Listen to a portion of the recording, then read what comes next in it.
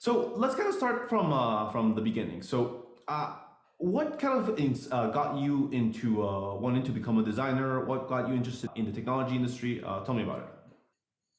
Yeah, so I've always been very entrepreneurial. And some of my first design projects were in fashion, doing print stuff.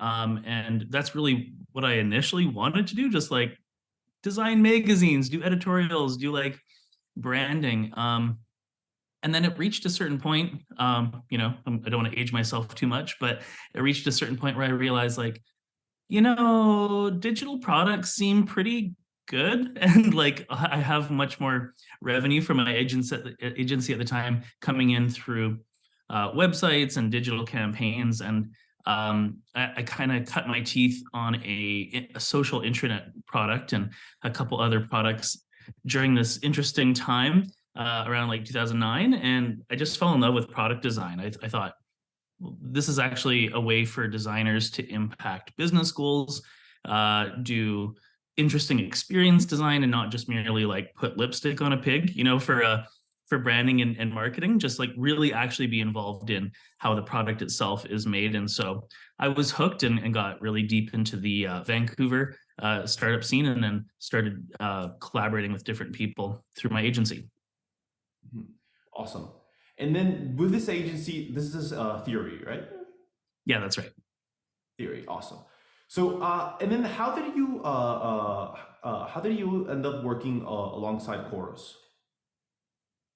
Yeah, we got introduced during a period of time where I was helping get the Saster brand up and running, and doing the first few years of the events around Saster. I was able to meet the co-founders of Chorus, really early days, proof of concept, just like scribbles of what the interface could look like. And I really admired the founders. I thought they were doing a great job. And we met in person in San Francisco. I hopped on the plane, and I was just like, I remember thinking, oh, this is so juicy. I really want to dive into this. So I started. This is before Figma really was popping off, and so opened up Sketch on my laptop, waiting for the plane, and knocked out like a couple versions of the first thing, sent it back to them like, hey, I normally don't do like free work, but I just got inspired. Should we make this a thing? Should we do a contract? What should we do? And so they liked the initial work, and yeah, we did. I was unable to immigrate to the States, so we just worked on a contractor relationship, and I was full-time contract for a few years, and really enjoyed it. Took a break. They needed somebody in house, and I wasn't able to move. There was some family stuff I needed to take care of. But at a certain point, they reached back out, and I was able to pick up where I left off, help the product and design team. And at that point, initially it was just like four of us, and then six and 10. And coming back, there was 50, and we scaled that up to like 250 people by the time we were acquired. And so it was a great learning experience to go from like maybe in my early design days thinking naively, let's make this dribble worthy. Um, and now, okay, this is a serious enterprise product. There's a lot of other considerations. And as we scaled and we're trying to make real business value, it was a chance for me to expand my horizons and get more on the like business design side and customer development, and expand my repertoire as a designer. Yeah, no, definitely. It's definitely been really interesting how the idea of chorus came to be, and then how little by little, with all the different design work that was done throughout the years, how the idea evolved and then actually came to life. Do you think the founders had in mind what they wanted to make possible with the product? Yeah, it's kind of like interesting coming full circle. The very first mock-ups that we did were very um, forward thinking. In fact, some of the early stuff, because it was all proprietary AI. Now with open AI, you're like, some of the stuff isn't as big of a deal. But at the time, it was very cutting edge, and um, I'm probably going to get the figure wrong. I believe we had like 13 patents on the AI model itself. But no, like from the very beginning, the vision was very clear. One of the founders, the CEO, Roy, he had been consulting and noticing similar patterns in the revenue departments. And, early days, we took lots of photos of uh, sales reps, CSMs, AEs, different people in the sales world, and how they set up their workstation, tried to replicate that and give them a full experience that would help them in real time. We were actually too advanced, I would say. We kind of overwhelmed people in the first few iterations. But what's interesting is a lot of the initial work that we did and some of the really unique UI and stuff. It was premature for that time, and we ended up coming back to it. So as we were um, making like bigger deals and growing our revenue, the appetite was there for it, and the innovation was ready, and we had the right team and everything. So I think their vision was correct, and it was cool to see it come to fruition by the end. Mhm. Yeah, no, definitely. What would you say was the biggest challenge from Chorus, especially pre-acquisition? Yeah, no, that's a good question. I think we did a couple things that were interesting. We tried to go up market. That was a big shift in our strategy. So our revenue team was like insanely good. We brought in a CRO, and um, from the product development side, we were constantly in communication with the sales team. We were reviewing what was going well, what didn't demo well, what their hopes and dreams were from the potential buyers, and we did what any scrappy startup does, and made some alterations to our roadmap to win big deals, and made sure that those things were going to be universally useful for other customers as well. Um, and it was a competitive space, so we had Gong as the competitor. They're still private, whereas we opted to get acquired and bundle into Zoom Info. So competition, it was a good sign. It was kind of exciting. Like we knew where we stood on certain things, and from a product perspective, we were like, okay, there's a big contender.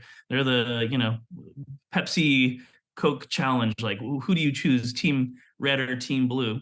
And we're like, okay, well, you have to differentiate. So we kept on trying to just be really in tune with our customers and try to innovate. And so we did a couple of really interesting things that Gong didn't do, and that ended up being really useful for being acquired. So that was probably the most challenging, trying to innovate constantly, and also match like SMB needs to enterprise customers as we were developing the product. Yeah, no, definitely. The culture of innovation that Chorus had back then, or during while I was there, was incredible, especially Yeah, it was in really terms of fun. how, yeah, it's crazy like how fast we were moving along, and then this crazy new idea came to be, and we had to make a component for it. And I remember especially with a lot of the dashboard work. The dashboard work was very Hmm. complex, and at the time there was nothing like it. It was, Yeah. mhm, Yeah, that was so yeah. much fun working on that with you. I remember we did move pretty fast. I remember thinking, okay, let's do a couple things on contingency, like a contingency plan. And so this was like I feel like my big contribution to the team. Of course, I like visual design and whatever, but I really liked what I would call like rapid customer development.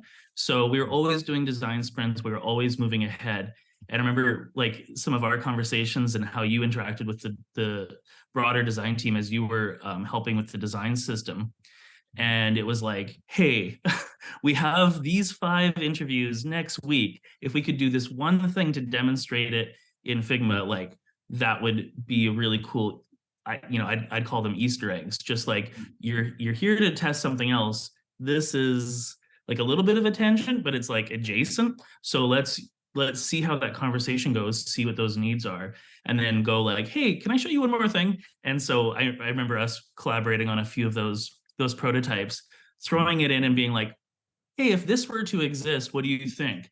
Like, does this meet those needs? And like, so just always kind of trying to shoot a little bit ahead of the product development cycle instead of being like, this quarter we're doing something, but you're designing it and developing it at the same time.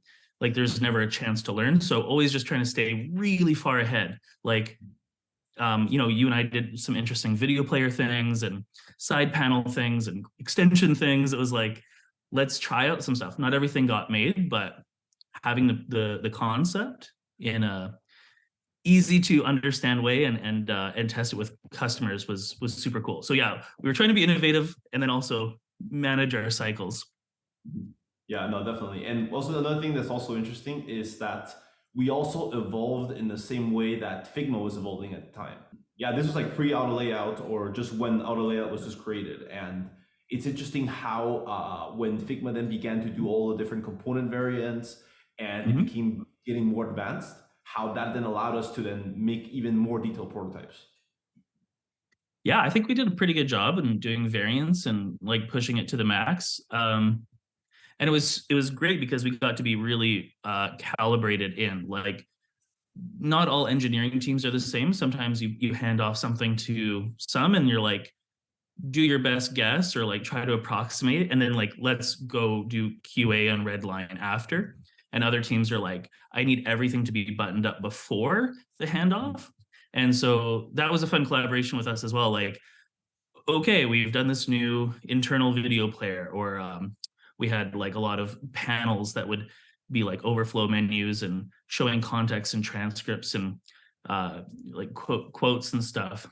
And we were very precise. Like it was like the handoff was like super clean. By the end of that handoff session, there was no question about exactly how it should go. Um, so yeah, that was fun from a like practical position.